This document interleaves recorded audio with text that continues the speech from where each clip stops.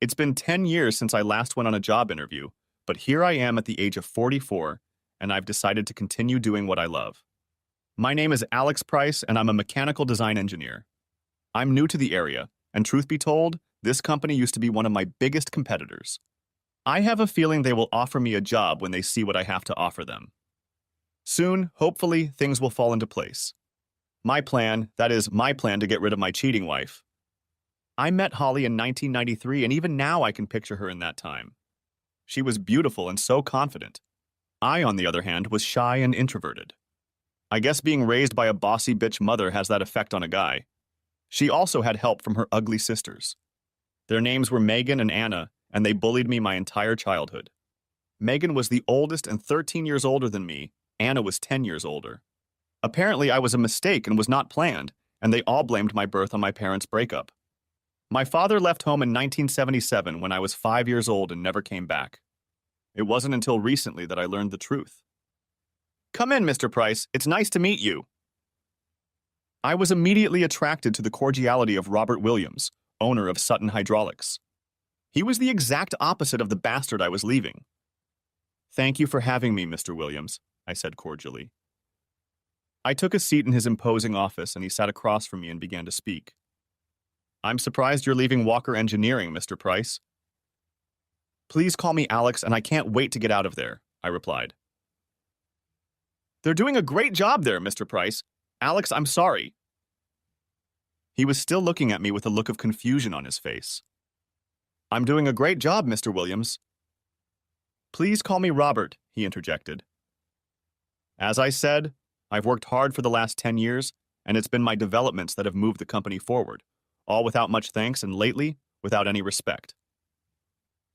He looked at me seriously for a few seconds.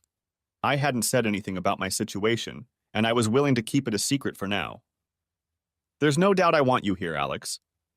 I can offer you the package you asked for, which amounts to a raise of several £1,000s, but you also said on the phone that if you could help us win a few more contracts, you'd like a commission. Is that correct?" He furrowed his eyebrows. "Yes." "I hope it's not something illegal, Alex. I won't be involved in it," he said. I raised my hand to assure him of my honorable intentions. I interact a lot with our customers. I talk to them on a daily basis.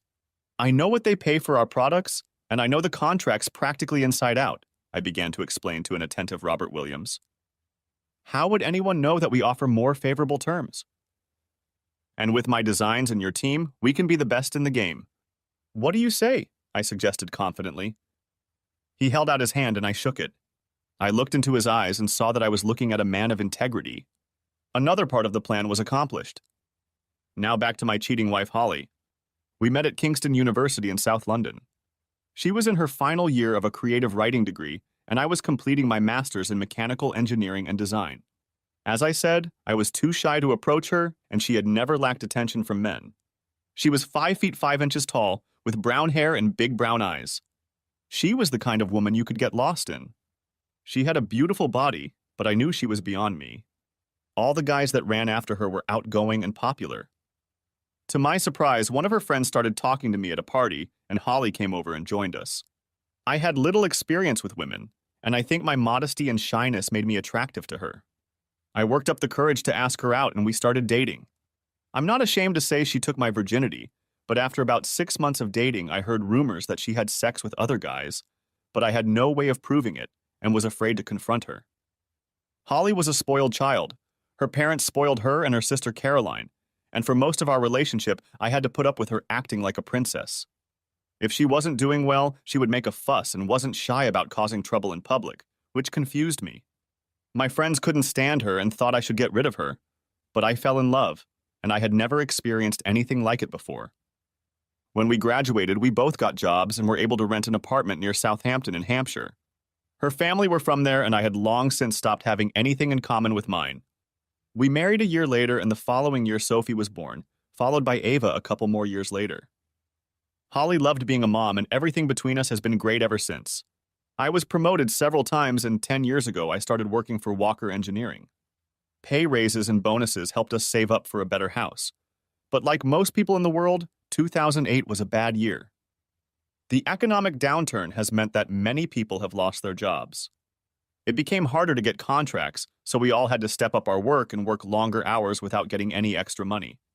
It was during this time, when both girls were in high school, that I realized that Holly was having an affair with some guy from our old university. I was so focused on work that by the time it was over, I never realized who it was, and my best friend Toby thought it was a guy from her class who had moved nearby. I brought it up to her one day, and she just laughed in my face and told me to stop being stupid. But I knew she was lying.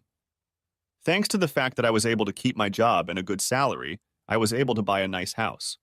Holly had always demanded that I buy a house to match our status, whatever that meant, but as always, I relented, and we managed to buy a nice detached 5-bed house in Southampton. It was a buyer's market at the time, so we got a good price, although the mortgage was a bit high. The only thing I did out of line was to open a new savings account in my name only. I only put my year-end bonus into it, and since I was the sole breadwinner and in charge of all the finances and banking, I don't think Holly would have known about it, even if I'd waved the receipts in her face. In retrospect, it turned out to be one of the best things I could have done. I needed protection because I wasn't sure if Holly was planning on leaving me if the old lover ever came back. After that, things went back to normal and the girls were always my top priority. I encouraged them in their studies and tried to spend a lot of time with them on weekends. In fact, I was the one who took them to dance classes, concerts, and the zoo more times than I can remember. Holly always seemed too busy on her coffee dates with her other spoiled and lazy friends. I rarely socialized with other husbands, but we all seemed nepotistic and subservient to one degree or another. My friends would sing me the Rolling Stones song Under My Thumb when I had to cancel plans in favor of something Holly wanted to do. Even at work, the guys on the factory floor made comments about my marital status, especially Holly's control over me. It was only a few months ago that everything fell into place. Ava had just left for university, and for the first time in 18 years, Holly and I were alone.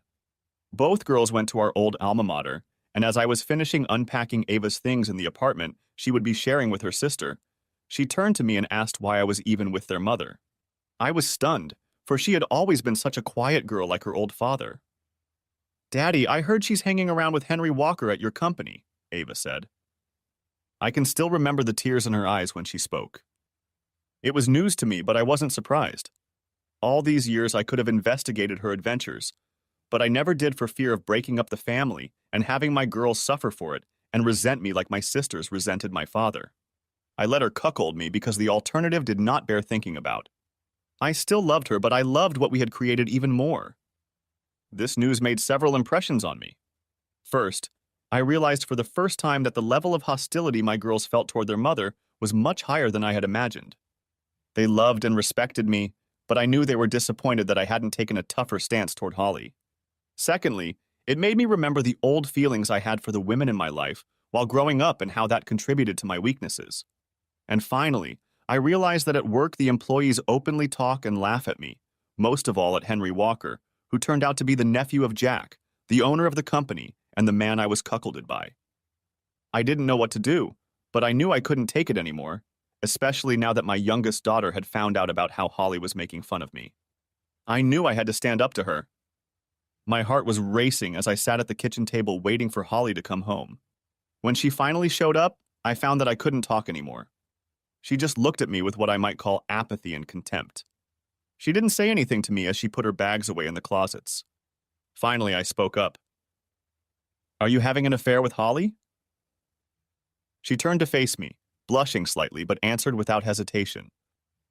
"I wouldn't call it a novel, darling." I was shocked by her confession and waited silently for her to explain why sex with another man didn't count as an affair. "You're a wonderful person, Alex. You're a great provider and my best friend.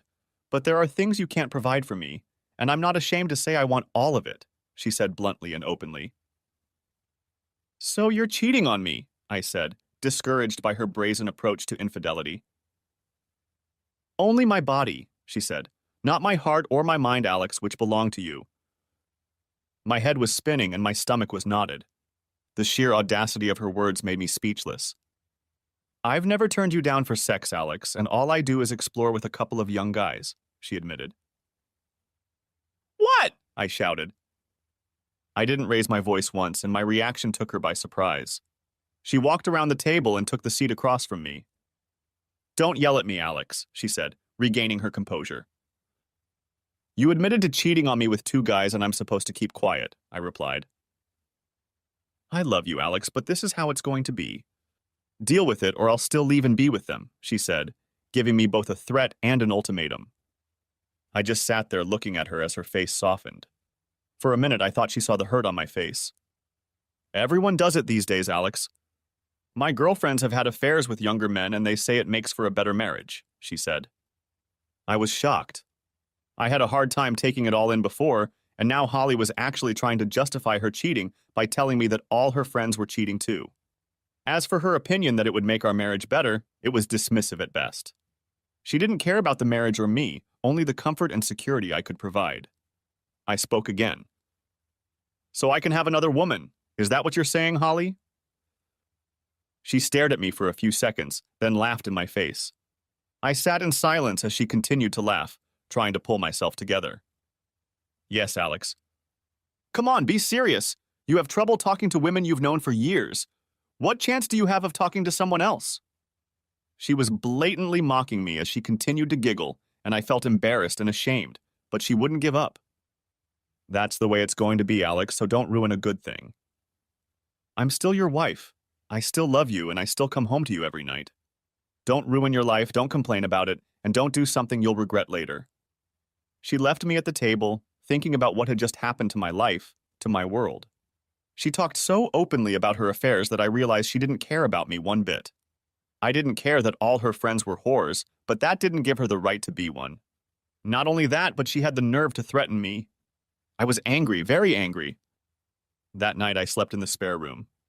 I couldn't be near her, but around midnight Holly woke me up and asked me why I wasn't going to bed. Was she really that deluded? I knew she was a spoiled bitch, but really? Come on, Alex, get over it. That's the way the world works now. You're just acting like an old man, she said. I didn't say anything. I sensed her presence on the landing, peering into the spare room. Oh, suit yourself, Alex. You'll be back in bed soon, I know it. You don't deny me anything, and you know as well as I do that I'll get my way, she said confidently. In fact, she was right.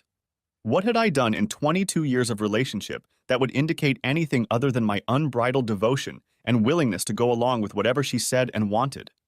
It was common knowledge that I was on her payroll, and now it was common knowledge among her friends and my coworkers that I was also a cuckold. I didn't sleep a wink, so I decided to go downstairs and watch TV. There was a show on about celebrities who traced their family tree, and while a lot of that flew past me, it got me thinking about my own family. I had no contact with my mother or sisters, but I started to remember my father. I remembered so little about him. Did he have a family? I guess he had. Why had he left? And was it as my mother said, that he had abandoned us? Before I left for university, I found out from my brother-in-law that my father had died years ago, but my sisters denied knowing. It was then that I decided to cut them out of my life. The next day, I was up and out of the house before Holly even showed up in our room. Thoughts of what she had said to me were still swirling around in my head, and I was desperately trying to focus on something more positive to get through the day. I started thinking about the TV show from the night before and decided to make some inquiries about my father. The girls didn't need me as much anymore, and my wife was sleeping with God knows who, so maybe getting answers to who and what my father was would help me and occupy my time. Good morning, Alex. I turned to see who was talking and faced Henry Walker. The smug look on his face, as if he were ready to burst into laughter at any moment, made my blood boil. I just stared at him and said nothing. How's your wife doing? He asked, openly mocking me. I heard a few giggles from the grown men at the coffee machine. I just stared at them as they stood their ground. I walked past them as they continued to giggle at my expense. I felt like the whole world knew my business, and even my boss's secretary Olivia seemed to find my situation laughable and open to ridicule. Can I offer you anything, Mr. Price? Maybe a couple of balls. I looked up at her. What did you just say? I asked, looking into her eyes. She stepped from foot to foot and walked over to me. I told you there were no calls, she said, trying to suppress a laugh. I walked into my office and sat down at my desk. My day had gotten off to the worst possible start, and now I was a laughingstock both at work and at home. I tried my best to focus on my project, but the anger inside of me wouldn't subside. I decided to start looking for my father. All I knew was that he was born in Cambridgeshire and left us at the age of 38 in 1977, so I started looking for family history websites in the area. After a 30-minute search, I found that there were 14 people in Cambridgeshire named James Price, born in 1939. I knew that he might have died a few years before I went to university, so I was able to narrow it down to 3 possible people. I decided I didn't have time to search for each of them, so I posted a message on genealogy websites in each of the towns I found. As I sat in my office reflecting on the past 24 hours, I received a call from my boss, Jack. He wanted to talk to me in his office. Jack was a successful and wealthy man, but in his 60s he had been married 3 times. He was a cheater and a bully. He was one of those power-crazed types who demand respect but give nothing in return. Many times in the past I considered leaving, but he always convinced me to stay, and yes, money was the best in the area. The only thing I knew about him was that he was sleeping with his secretary Olivia behind his 3rd wife's back. "It has come to my attention that your wife is playing a trick on you, Alex," he said sharply.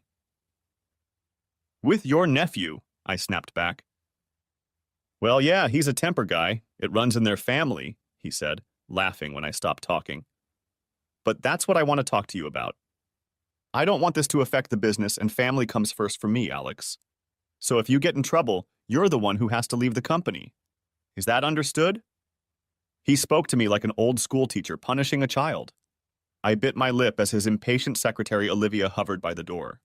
She was no doubt gathering information to pass on to her friends at the factory. Turning to leave, I wondered why a young woman like her would stoop to having sex with a dirty old man like Jack Walker. As I walked past her, I heard the giggling again. I lowered my head and walked out. As the door closed behind me, I heard explosive laughter that was clearly addressed to me. As I returned to my office, I realized that being here was not doing me any good. I had paid for my girl's education, and now all I was doing was funding my wife's infidelities. I was a pretty simple person. I liked my gadgets, but I could live without a big house. Most of my living expenses were Holly's indulgences. Weekly visits to the hairdresser and manicurist, her car and phone, and other unnecessary luxuries. I was usually happy at work. It was my place to be creative, and I was very successful. I was the one who designed many of the parts that were manufactured and sold here, and I was sure I could find work elsewhere. They just thought I was too weak, and they were right. I was not the confrontational type, and never made waves because I was content. I was good old Alex, a humble engineer that people could get around. I looked at the splash screen with a picture of the family on vacation, clicked my mouse, and my email page opened. Waiting for me was a message from a woman named Jennifer Holmes of the Cambridge Genealogical Committee. I was stunned at how quickly they responded, clicked the button, and read the message. I was shocked. Jennifer read my post asking for information about my father and contacted a woman who claimed to be his niece and had been on the same site many months earlier researching her family tree. Her name was Rachel Murray, and she was my cousin. I sent Jennifer my number and asked if Rachel could contact me. I left work feeling uplifted. As soon as I walked through the door, I could smell dinner cooking. I left my bag in the hallway and walked into the kitchen to find Holly busy cooking. We managed to mutter a greeting but ate in silence. During dinner, Holly kept trying to make eye contact with me, but apparently she realized I was still angry. Until tonight, I hadn't been able to last a few hours without confusing her or letting her get her way. She broke the ice. "Can we talk about last night, Alex?" she asked meekly. "What's there to talk about? You explained everything perfectly last night. I'll either accept it or I won't, right?" For a few seconds, she looked at me with a look of regret on her face. But it didn't last long. She took a deep breath, cleared her throat, and continued. "You're a great husband, and you've never turned me down for anything, so please don't turn me down, Alexa." She was almost begging, as she always does to get what she wants. If I'm so great, why cheat on me? "Why make a fool of me?" I asked honestly. She panted and just brushed me off. She had no answer. She was just being selfish, and I was getting more and more tired of it. I couldn't do anything to make her happy anymore. How many hours I work to pay the bills and give her everything she wants, and all I get is disrespect and ridicule. I drive a 12-year-old Range Rover, and she drives a car that is less than 2 years old. Listen, Alex, I have needs, and you just can't fulfill them. So either you can handle it like I know you can, or cede me to a younger man. You mean Henry Walker? You can use his name, Holly, Everyone knows you had sex with him, I interjected. Yes, Henry and I are lovers. He's actually your boss, Alex, and one day he'll take over the company from his uncle, she said bluntly. So he's giving me what I need in bed right now, and if you don't relent and agree, I'll leave you and he'll give me everything else I want and need. I didn't say anything, as usual. I just got up from my seat and walked into the office. I really wanted to hit someone or something, but instead I sank into my chair and screamed into my hands. Tears came to my eyes and I wanted to be anywhere but here and now. I found a tissue and wiped my eyes when the phone rang. I picked it up and heard an unfamiliar voice on the other end. It was Rachel. We talked for about an hour, and when I hung up, everything else went out of my head and a huge smile appeared on my face. Rachel was thrilled that I had decided to find out about my father and had a lot to tell me. She was talking at 100 miles an hour, and I was having a hard time absorbing everything she was saying. I learned that my mom had actually kicked my dad out of the house and had lied to me my entire childhood. Sadly, he died in 1983 when I was only 11 years old. He died of alcohol poisoning, and his mother, my grandmother, always blamed my mom for his temper and mental state after he left us. Rachel told me that he really wanted to come back into my life, but was prevented from doing so. We arranged to meet up this weekend at her house in Cambridge. I was excited and knew the break would be good for me. The rest of the week dragged on. Everything was the same at home, but at work I was constantly being laughed at behind my back. Henry and his buddies thought it would be funny to hang a pair of panties on my office door. I looked at Olivia, but she didn't say anything. Inside the panties was a note that said, "Please go back to your wife." I was broken. I sat at my desk that day too and cried. I wanted to blame everyone but myself. I was glad when Saturday came. I told Holly I was going to visit a friend in London, and she didn't care what I was doing. I guessed that she would mock me, so her absence made it easier for her. The drive to Cambridge was a stressful one. The M25 highway proved to be a nightmare as usual, and I ended up finding Rachel's house an hour after I was expected. This didn't seem to faze her as I was greeted with the best hug I've had in years. I was introduced to her husband Greg and two young children, Grace and William. Once the formalities were over, we moved on to talking about my father and my new family. Rachel had such a warm, unselfish personality, she and Greg were interjecting and finishing each other's sentences. I think they were both eager to share our family's story. During my stay there, we were joined by David and Lucy Price. He was my cousin and Rachel's brother. We got along very well, and he added everything he knew about my father and family. After lunch, we went on a little trip where I had some time to think. When we got back, David and I talked about work and family life. He could tell things weren't going well, and for some reason I confided in both of my new cousins. They just told me not to put up with it and that they would support me if I needed anything. I was so grateful to them. I left Cambridge with a new perspective on things. I had been told so many lies and treated so badly throughout my life that realizing that I had a completely different family who had shown me more kindness and honesty in one day than most people I had known my whole life gave me hope. I needed to sort my life out and get back to being happy. Not just for myself, but for my girls, my friends, and my new family. By the time I got home, it was 8 o'clock in the evening and Holly was just about to go out. "Where are you going, Holly?" I asked. "Out with friends." "You mean Henry or Max?" I snapped back. She looked at me, somewhat taken aback that I knew the name of her other lover. I gave her an understanding look. "Please don't do this again, Alex," she begged, seemingly indifferent to my feelings. "Please, Holly, I'm asking you to stop this and become my wife." "Stop being silly, Alex. I'm your wife and always will be. Don't deny me my pleasures and I'll make your life easier. I'll be back by midnight." She completely ignored my wishes and continued to threaten me.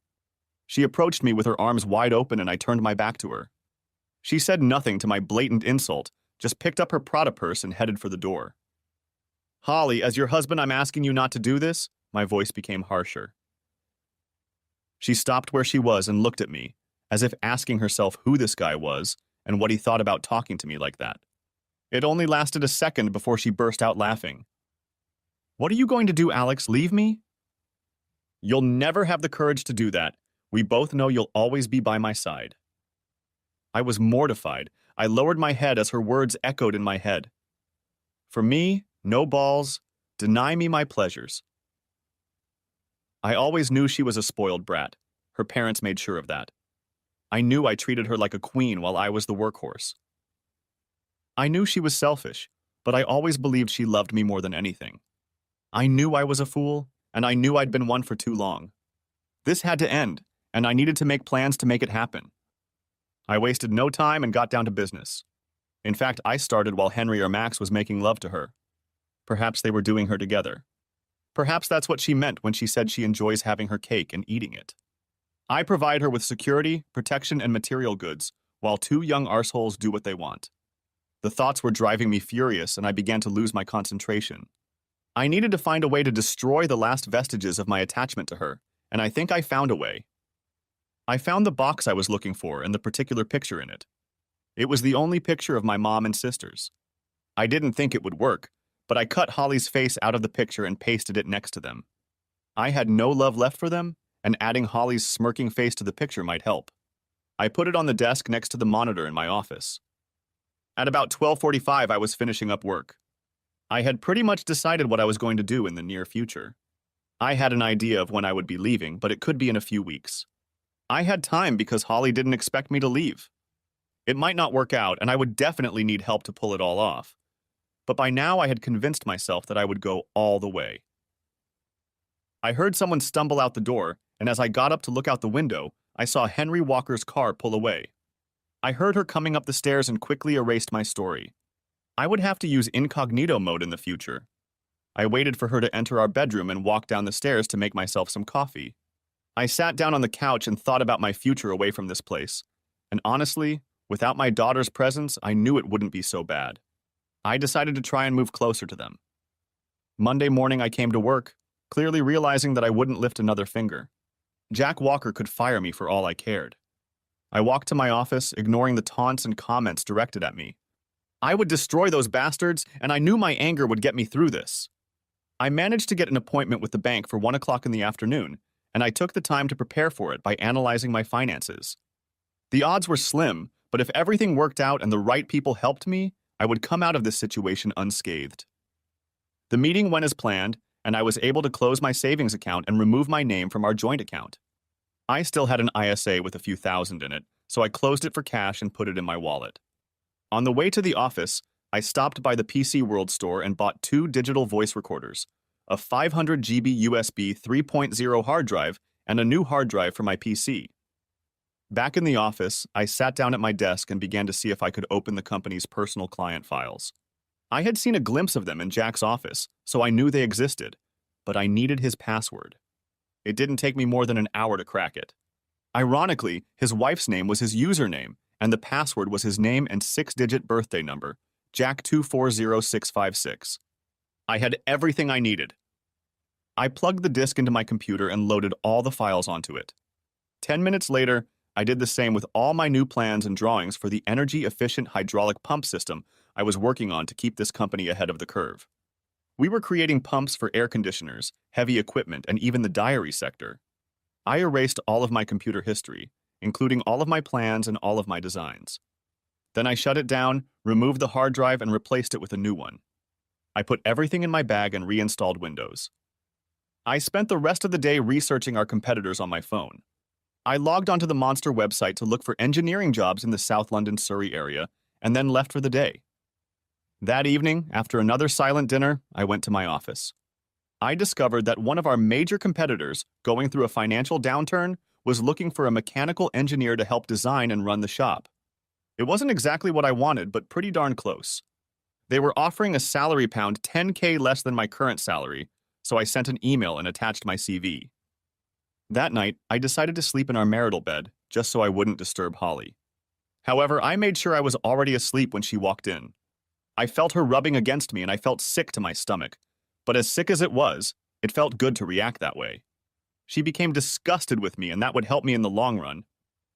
The next day, I received a call from a very surprised Robert Williams of Sutton Hydraulics. We spoke briefly, and he couldn't believe that I would consider leaving Walker Engineering for his small company.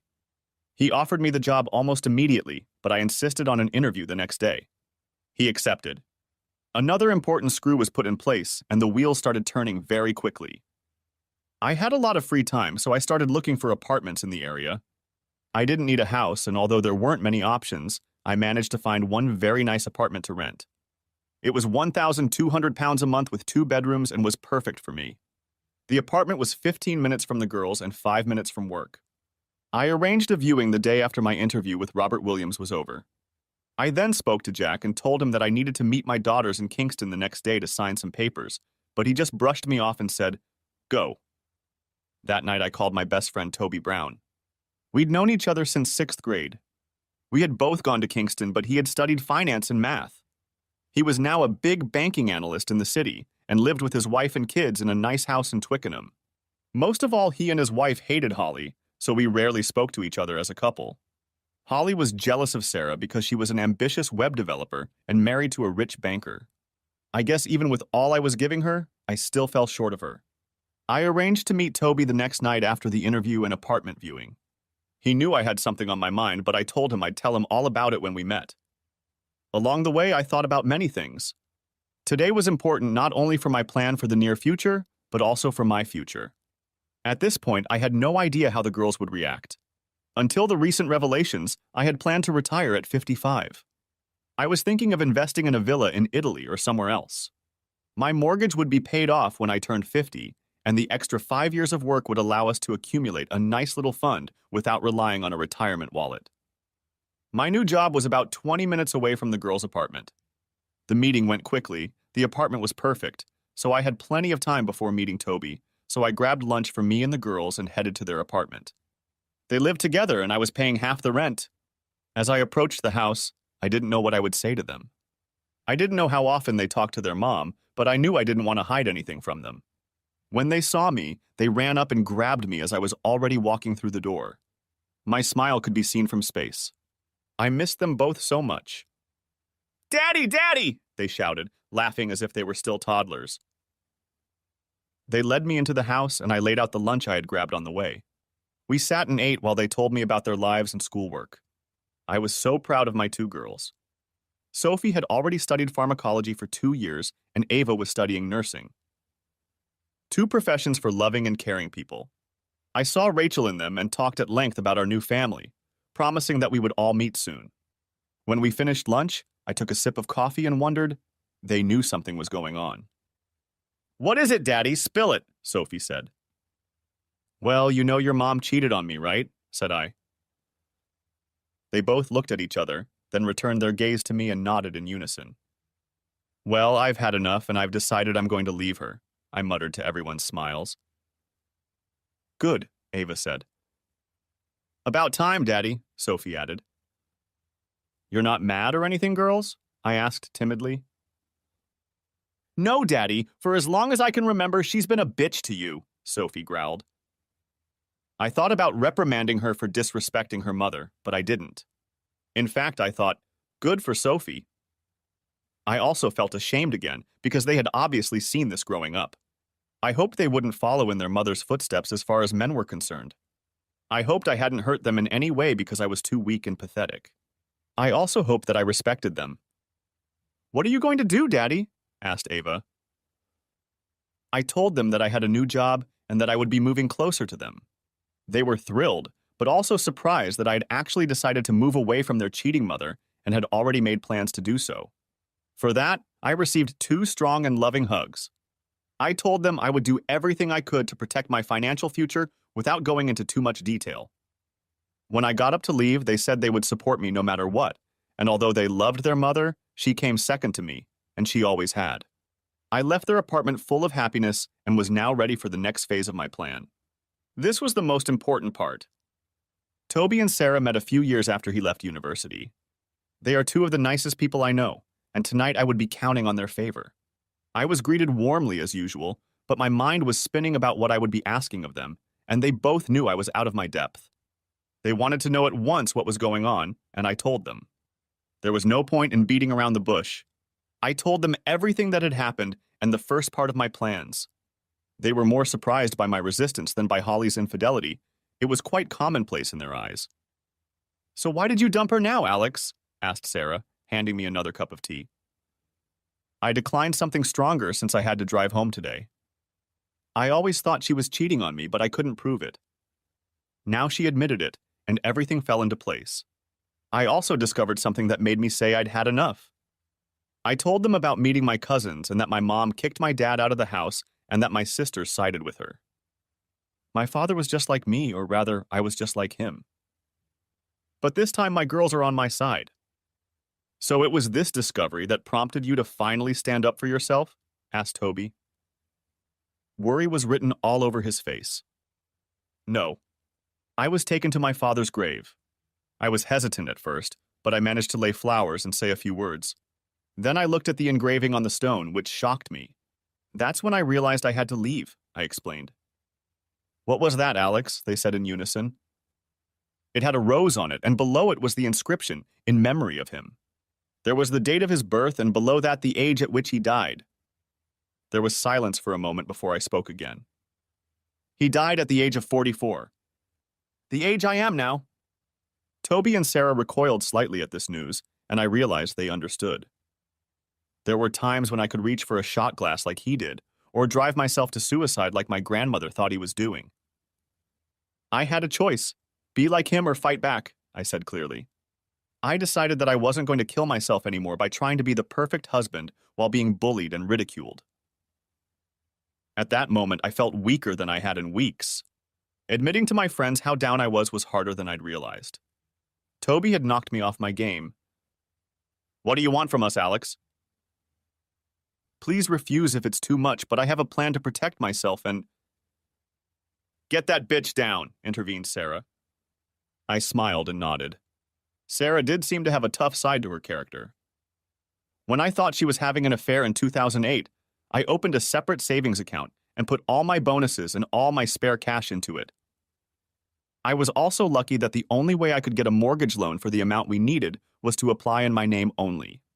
Holly had no real employment history, so it was easier for me to apply a loan. I knew that if anyone was capable of following my train of thought, it was Toby. My savings with interest are now worth £60,800.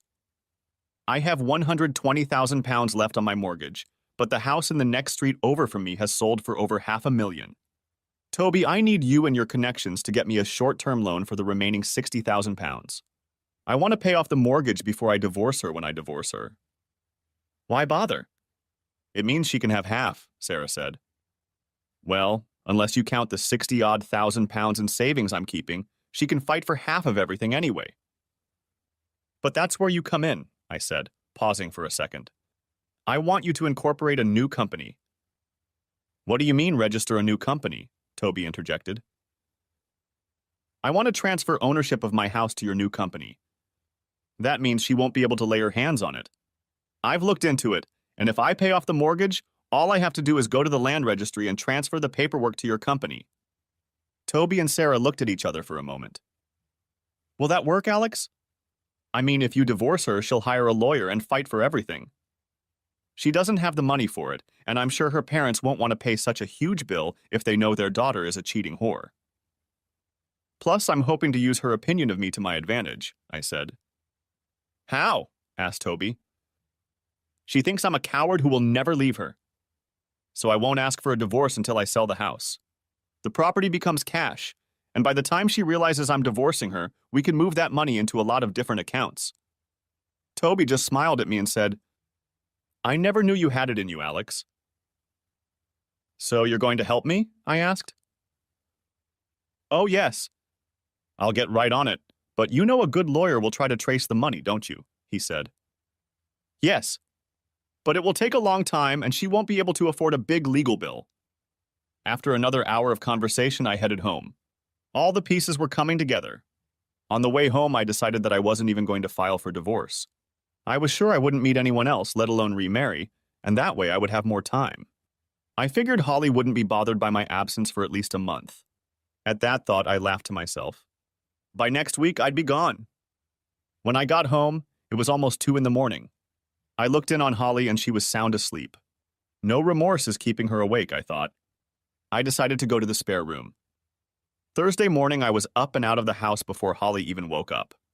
I wrote my resignation letter in the morning, and around lunchtime, I called Toby. I've got good news, bad news, and then good news again, buddy. Okay, let's go in that order, I said, laughing. The good news is that I have registered the company. It only takes an hour at the company house, he said. The bad news is that to get a loan for the amount you need, you'll need some serious collateral. Something like a house, and that won't work for you. I was frustrated and scratching my head trying to think of something when Toby continued. Listen, Alex. You trust me and I trust you.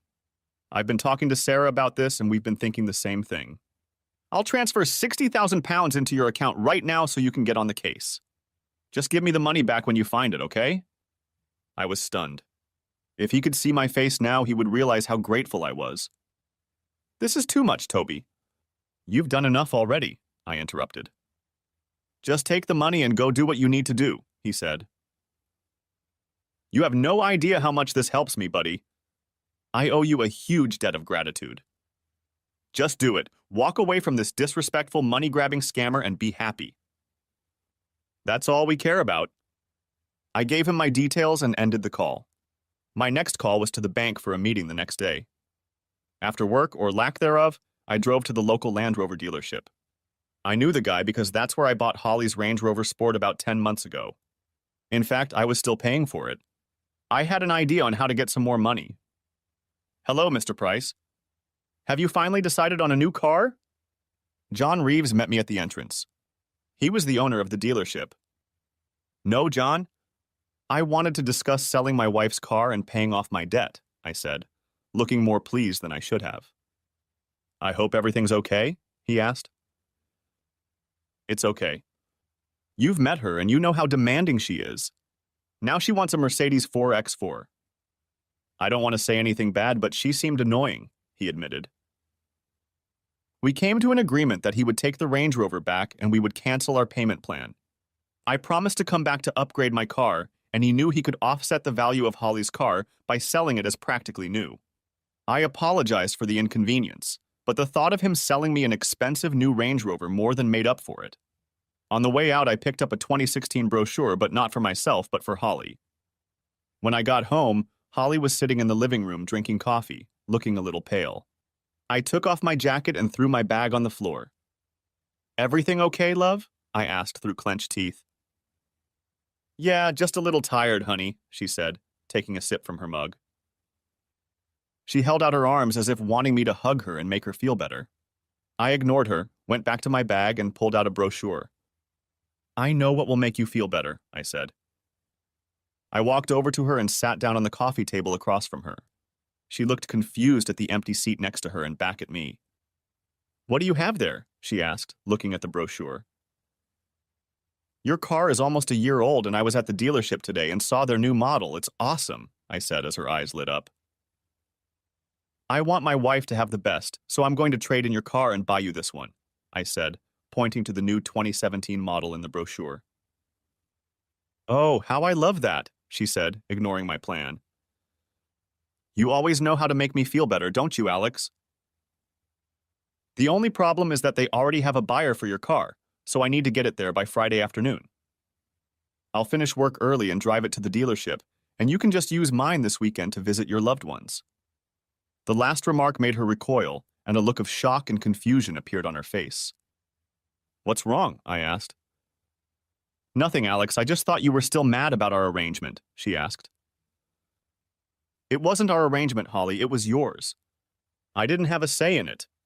But I guess I don't really have a choice, do I? I said, hoping for an answer.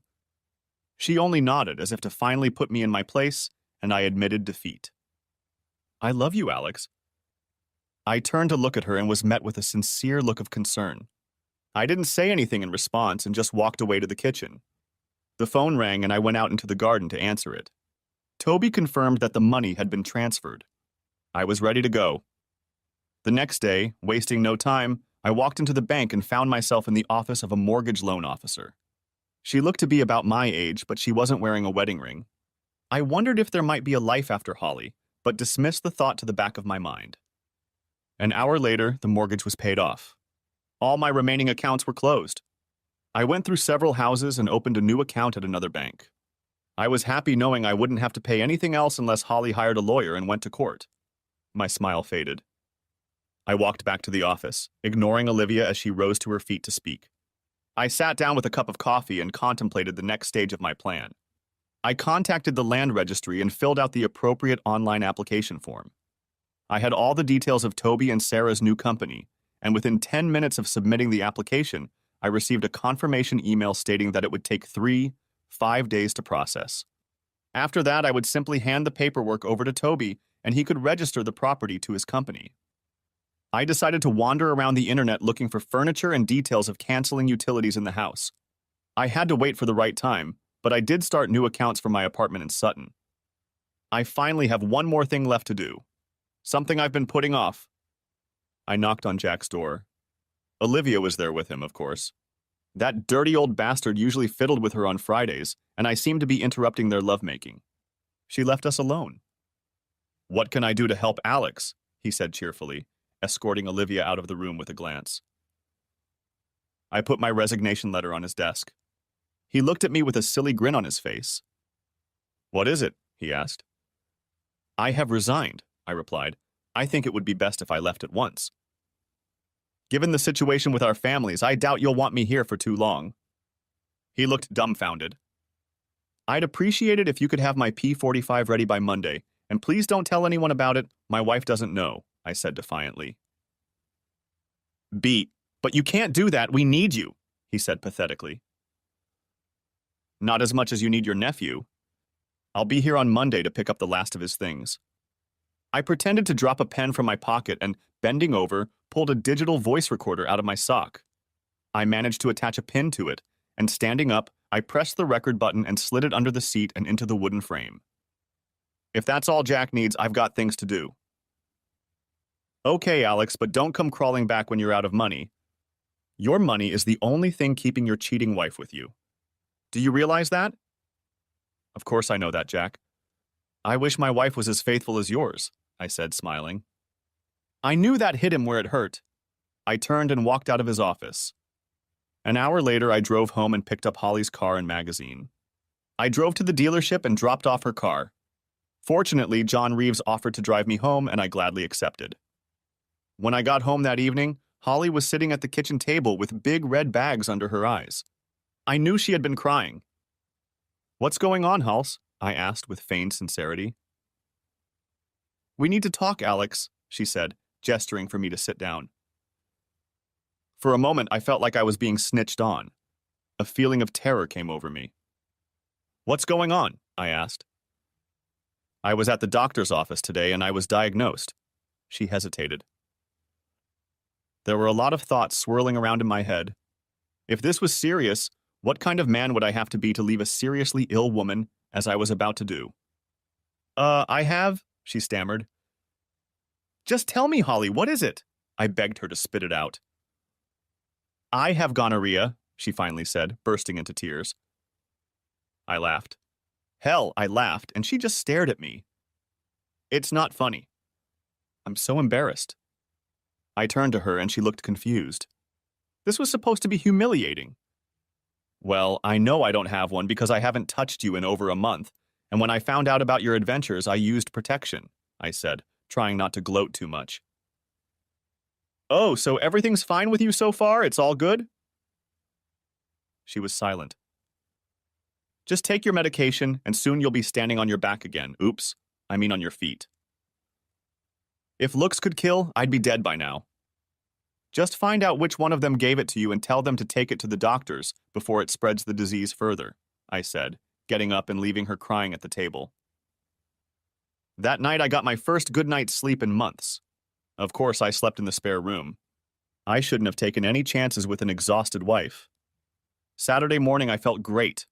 A good night's sleep definitely helped me, so I went to our bedroom and woke Holly up in bed to tell her that I was going to give her some time to rest and recover. "I'm going to the girls. I'll give them all your wishes. Get some rest, okay?" I said, with as much love as I could feign. She smiled at me and asked me to hug her. I gave in, but I did it half-heartedly.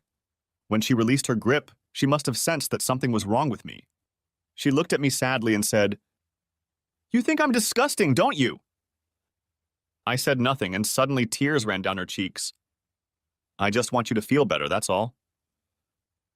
"Oh, Alex, I love you so much. I think I screwed up big time. I told Allison about my problem and she was horrified. At first I felt sorry for her, but she disappeared even faster than I thought she would. It shocked me a little.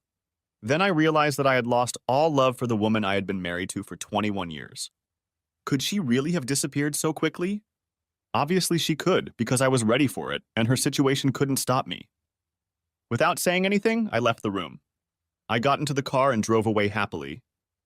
Later in the morning, I was seated with the girls and I told them everything that had happened. They were amazed, and I could see that they had a new respect for me. I told them about Holly's little trip to the doctors, which they found hilarious. I shouldn't have laughed, but I couldn't help it, and it suggested to me that maybe the girls really did hate her as much as I did. "What's she going to do about Daddy?" asked Ava. "She'll have to move in with her grandparents or convince one of her lovers to take her in." I have a feeling these two degenerates were only interested in having sex with a married woman and bragging about it. I doubt they would want to have a relationship with her. What do you think? I asked. They both just looked at me and shook their heads. That evening, I stayed with Toby and Sarah, who were hosting a dinner party attended by many of their friends and co-workers. Among the invitees were several single women my age, and I felt confident enough to strike up a conversation with them. The alcohol helped me approach one woman named Amy who caught my eye. She was a divorced friend of Sarah's, and as the drinks flowed, she even managed to talk me into dancing. It was a fun night, and it was just what I really needed. A night where I wasn't thinking about Holly, the end of my marriage, or my plans to leave her, as if a weight had been lifted off my shoulders.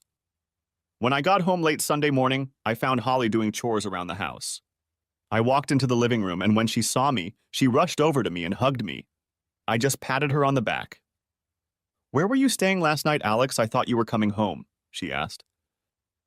"Toby and Sarah had a dinner party and I had too much to drink, so I slept on their couch," I replied nonchalantly. "That's not like you. Did you have fun?" she asked, giving me a wary look. I had to be careful not to give anything away, so I pulled out my phone and showed her some pictures. Her face soon turned red. "Who is that woman?" she asked angrily. "Oh, this is Amy. She's Sarah's friend. She made me dance. It was a lot of fun." I looked up from the phone and saw Holly staring at me angrily. The irony of her being mad at me didn't sit right in her mind. She was mad at me for innocently dancing with her when she was having sex with some guy every week. "I want to go with you next time." "I haven't seen the guys in a while," she said, returning to her normal color. I made my way to the kitchen and put the kettle on. Holly followed me. "Did you feel okay without the car?" I tried to fill the silent air with small talk. "I'm doing fine." "When is my new car coming?" she asked. "They said it would be delivered on Wednesday." I turned around and saw that she looked somewhat flustered. "But if you want to pick it up, you can come Monday afternoon and pick it up." "I have things to do on Monday, getting my hair done and going shopping with my sister," she replied, obviously not too concerned about the missing car. "I can drop you off in town to meet your sister and then have her drive you to the dealership. And then you can come back in your new Range Rover," I said with an excited grin. She smiled and came toward me with open arms. I turned back to the kettle, pretending not to notice her. The rest of the day, Holly was by my side and I felt awkward. She kept trying to kiss me or hug me, and I kept making excuses to leave. I think she realized what it was about, because when I went to bed, I saw that she was crying again. "Good night, Holly." "Will you sleep with me tonight, Alex? I want to snuggle up to you and I want you to tell me everything's going to be okay." I didn't feel anything. "Not until you get permission from Dr. Holly." "I'm sorry, but you made your own bed," I said stiffly. "Well, when I get better, I'm sure I can find a man who wants to get into bed with me." "I still have a lot of lost time to make up for," she snapped bitterly. I laughed to myself.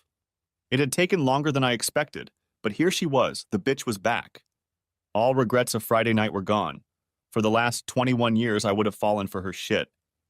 But this time, I ignored her tears and headed for the spare room. Last night in my house and she would be in the spare room. I was also glad she said those words. It removed any sign of doubt I might have had. I looked at my picture of her and my sisters and all I felt was hatred for her. She was nice when she wanted something and a bitch when she couldn't have it. Monday morning, I woke up early. Holly woke up early too. She had an appointment with her hairdresser at 8:30, so I drove her into town as planned. "Don't forget to take a cab to the dealership around 2 in the afternoon. They're waiting for you," I said, ignoring her attempts to kiss me. I drove off, knowing that this might be the last time I would see her. Somehow I was afraid it wouldn't happen, but it would be as long as I could make it happen. On the way out, I called the cell phone company and canceled both of our contracts. I pulled over to the side of the road to pay the fine on my card. They informed me that the phones would be working until 5 p.m. Great. I then headed to the office to pick up my P45. I entered the factory and there was a solemn atmosphere. The news of my departure must have reached everyone, and for a brief moment I saw a look of fear on their faces. I did not know why. Walking down the hallway toward my office, I passed the coffee machine where the usual suspects had gathered.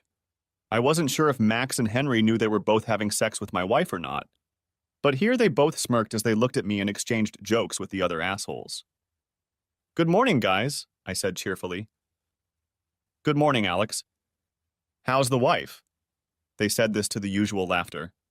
How that joke is still funny today is beyond me. "Not very much, I'm afraid," I replied.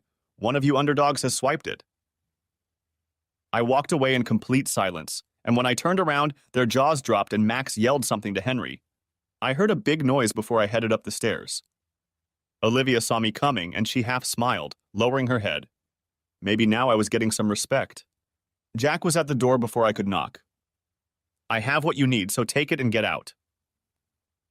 Maybe this respect story was a figment of my imagination. I entered his office and sat down. I reached under the chair and discreetly put the recorder in my pocket. I knew he'd laid out his weekly Friday night story to Olivia, and now I had it all on the recorder.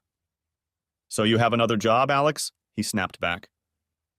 At first, I didn't pay attention to him, but then I decided I would give him what he wanted. "No, nothing," I said. A wide smile appeared on his face, and he probably figured I'd be crawling over to him soon. "So I get my last month's paycheck and my year-end bonus?" I asked. He burst into laughter when Olivia walked in with my P45. "What's so funny?" she asked. "Alex just asked for his bonus and salary to be given to him." "That's hilarious," Olivia said, joining in his laughter. I thought, why not, and joined in too. It made them stop and look at me like I was crazy. "Why are you laughing, Alex?" said Olivia. "I don't know, Olivia. Why do you let that old bastard have sex with you every week?" I said as my laughter got louder. They froze as her eyes widened and Jack began to redden with anger. I'm sure Mom and Dad are proud of their slutty little girl. She threw my papers on the floor and ran out of the room in tears. "You bastard," Jack said. "Get out of my office and out of my company before I get the guys to drag you out by your ears." I laughed, walking out of the house and heading to my office to pack the last of my things. I was still laughing to myself when I pulled up in front of my house. I got out of the car and lowered the back seats. I opened the trunk and walked into the house. I walked around the house thinking about what I wanted to take with me. I had several Romero Brito works, so I took them down and wrapped them in plastic I found in the garage. I packed them in the car and continued walking around the house packing. Finally, I went upstairs and emptied out my closet. I pulled all of my documents out of the safe, including the girls' birth certificates and marriage license. I found an attic ladder, went upstairs and found all my old stuff. My diploma and family photos were there. I went to the handyman and took all the jewelry I had brought with me from Holly over the years. They must have cost over 10,000 pounds, and then I took all the handbags, shoes, and expensive coats I'd brought back too. In fact, the whole bloody closet was bought by me, so I took everything. I've always been a responsible person, so I had receipts for almost all the stuff for insurance, and that will serve me well when I come to sell it all. When I finished packing, I realized I would need a TV, so I took that as well, along with my movie collection and Blu-ray player, of course. By this time, my car was too full. I figured I might lose all of Holly's clothes and a few other things I really didn't need, including some of my old clothes. The new me would require a new closet, and the girls wouldn't fail to seize the opportunity to help me with that. I found all the best pictures of me and the girls and put them in the car. I wasn't in any hurry to get anywhere because Holly wasn't going to be back until after 2 in the afternoon. I made a cup of tea and took 5 minutes to myself. You have to have a cup of tea. I think it's on the Magna Carta. I picked up the phone, called the telco, and canceled satellite TV, phone, and internet. I called British Gas and Southern Water to cancel the utilities. It would take a few days, but I didn't care. I went back to the bedroom and sat on the bed when I noticed something that gave me a thought that scared even me. It was on the very top of the closet in a dusty old box. It was Holly's wedding dress. She loved it, probably more than I did. I took it off and then found our wedding album among the box of pictures on the bed. Grabbing the duvet cover, I gathered up all my things and headed out into the garden. Once outside, I walked to the middle of the garden and piled everything into a pile. I added all of Holly's clothes and her things that I knew I wouldn't be able to sell. I made sure to leave only her underwear because I didn't want to get anything contaminated. I went to my car and locked all the doors. I was ready to leave, and when I looked at my watch, I saw that it was only 1:45 p.m., so I called Robert Williams and told him that I could give my P45 later that evening, along with the night shift. That way I could start work again tomorrow morning. He was thrilled, and I told him I was already working on plans to get new customers and improve the hydraulic pumps that would make it super competitive in the marketplace. I think he sensed my enthusiasm, and as I wrapped up the conversation, I hoped I had made his day. It was already 2 o'clock in the afternoon, and I was sitting there waiting for the call. Finding some paint thinner in the garage, I went out into the garden and poured it on my wedding dress. I was about to light the fire when the phone rang. "Hi," I said calmly. "What's going on, Alex?" yelled Holly into the phone. "What do you mean, Holly?" I asked sarcastically. "Don't play dumb, Alex," she continued. "Calm down, Holly. What's going on?" There was silence, and I heard her breathing heavily. I heard her sister's voice in the background. "I was told you didn't bring me a new car. You sold me mine." "Oh, yes? Did I forget to tell you that?" said I. "What are you talking about, Alex? What's going on?"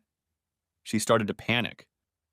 "Well, from now on, if you need a car, you can pay for it yourself," I said, trying to stay as calm as I could. My heart was pounding frantically. I don't understand, Alex," she said meekly and confused. "You heard me perfectly well, Holly. If you want it, you can buy it. Now, if you'll excuse me, I need to clean up the kitchen." What? Is this some kind of sick joke?" I didn't say anything. "We'll talk about it when I get home, Alex." "I'm not satisfied with being coddled," she shouted. I was silent again. I heard her panting as if she was pacing to her sister's car. The slamming of the door confirmed it. I knew she was on her way.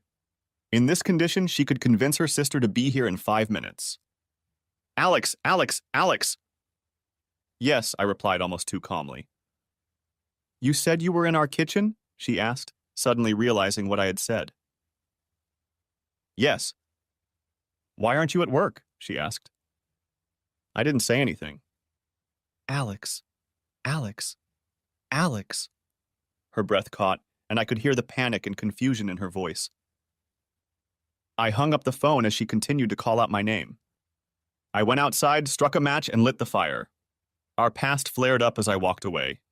I pulled the marriage certificate out of my pocket, ripped it to shreds, and left it on the kitchen table along with the only picture of us all vacationing at Disneyland. It was a wonderful time with many happy memories. I wonder if she thought the same.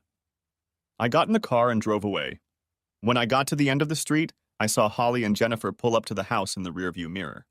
Neither of them looked up, they just ran into the house. I turned my phone off, smiled, and pulled away.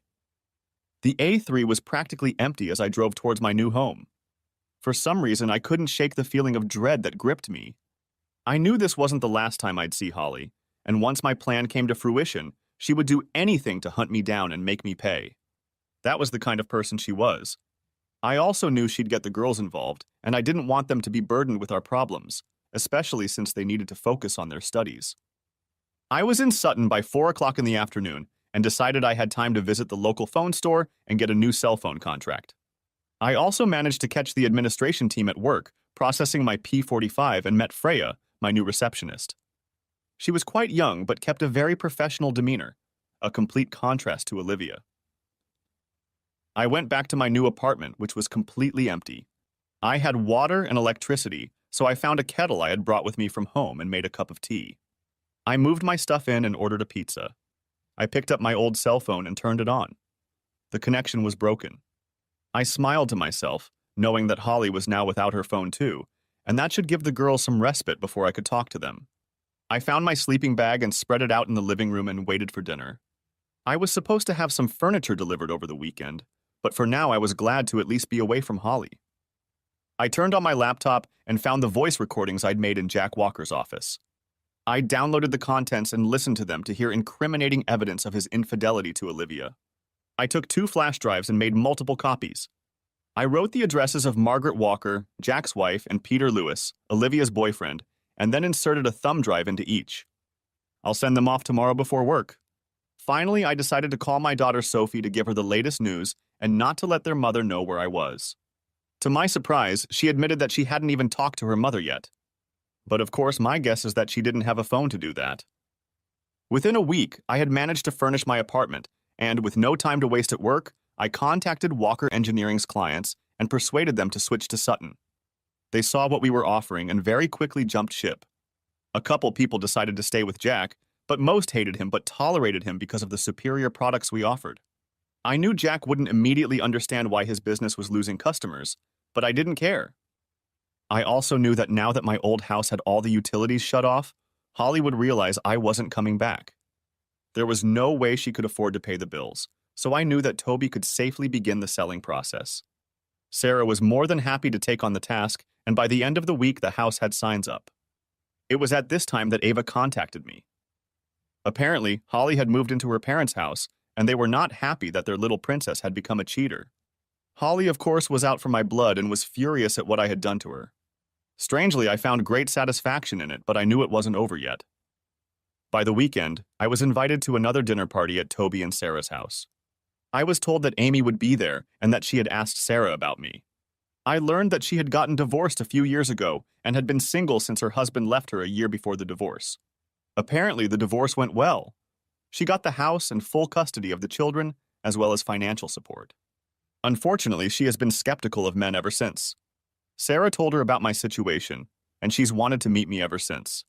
That's why they planned this dinner party. She was 2 years younger than me and had 2 older teenage children. I felt like I was being set up, but figured it couldn't hurt. The dinner was a success, and I felt completely relaxed for the first time since I'd thought about running away from Holly. Amy understood what I was going through, didn't push me or let me know that she liked me. We got drunk, danced together, and at the end of the night we exchanged numbers. She told me to call if I needed someone to talk to, and I thanked her. I slept in the spare room of Toby's house, but it was getting harder and harder to fight the hangover, and the coffee wasn't helping. Sunday morning brought good news. Just a week after putting it up for sale, I received 2 serious offers. One of them I immediately accepted for £550,000. I knew it could be some time before the deal was finalized, but I agreed the money as soon as it was ready. I would open an ISA in the girls' names and then ask Toby to distribute the remaining amount between numerous investment funds. I would also return the money to him and take some of it in cash to keep in a home safe. I still felt the need to protect myself. Another week went by and I was happy to hear from Toby that the sale could be very quick. I contacted the moving company and instructed them to vacate my old house. The girls called their mother and asked if she needed anything, and she became even angrier and more threatening. I promised the girls that it would be over soon. On Tuesday morning, I was talking to one of our new customers who was meeting with Jack Walker about a possible supply contract extension. He told Jack that he was moving to Sutton Engineering, and Jack was not surprised. He learned that Walker Engineering had to cut 50% of their staff due to job losses. He also informed me that Mrs. Walker was divorcing Jack due to adultery. I had absolutely no sympathy as I was counting commission checks in my head as we talked. I had no idea what had happened to Olivia and her boyfriend, but I knew he got my gift if Mrs. Walker got hers. And even if she didn't, I'm sure she was well aware of why Mrs. Walker was divorcing her husband. I wonder what her friends and family would think about her cheating with an old man. To reward me for all my new work, I was given a brand new Land Rover Discovery HSE. I was already thinking of treating myself, but Robert and the bosses were so pleased with me and the way the company was progressing that they gave me the car and a few thousand in commission. In fact, it was over £30,000. I was looking out my office window admiring my new car when a familiar Ford Focus pulled into the parking lot. I froze, realizing who it belonged to. It was Diana's car, Holly's mom. I sat back in my chair and waited for the inevitable call. The bitch had finally found me. The phone rang in my office and I picked it up. Mister. Price, there's a woman sitting in the waiting room who claims to be your wife, said Freya, my secretary. Tell her I have a meeting and I'll be down in an hour. 3 hours later, I looked out the window and she was still sitting there. I exhaled noisily and decided to leave for the night. If she sees me, I'll have to deal with it, and if she doesn't, I'll just drive past. It wasn't like she knew which car to pay attention to. I walked out the side door and headed to my car. I was just getting into my car when I heard tires screeching, and before I knew it, she had pulled up and was blocking my way. She jumped out of the car and stormed over to me with a face like thunder. She looked like hell. Her clothes were clearly her sister's old clothes, and her hair looked like it hadn't been brushed in weeks. You bastard! She screamed, hurling a slap in my direction, but missed. I hate you, I hate you! Yeah, I hate you too, Holly. Now say what you want to say and then get out of my life, I said, trying to stay calm. She just looked at me with tears rolling down her cheeks. You ruined my life, you bastard, she whispered pitifully. I didn't say anything. I just kept listening. You destroyed all my belongings, my wedding dress and clothes. So far, it was all about her, and I wasn't surprised. And then you cancel and force me to move in with Mom and Dad, she continued. She just stared at me and waited for me to speak. Is it all Holly? I asked. Haven't you anything to say for yourself? She shouted. I thought for a second before inviting her into my car. She was taken aback, but I didn't want to be a public spectacle anymore. When we sat down, I saw how bad she looked. She seemed to have aged, and I wondered if all that plus the venereal disease had taken its toll on her appearance. Please come home, Alex. We can put all this behind us. I forgive you. What did she just say? Are my ears deceiving me? You forgive me? I asked, hoping I'd misheard. Yes, Alex, I will forgive you for destroying my things and my life. Are you delirious, Holly? I asked. She just looked at me like I was crazy. You openly cheat on me and disrespect me when I give you everything, and you have the nerve to say you forgive me. But I thought... No, Holly, you're only thinking of yourself.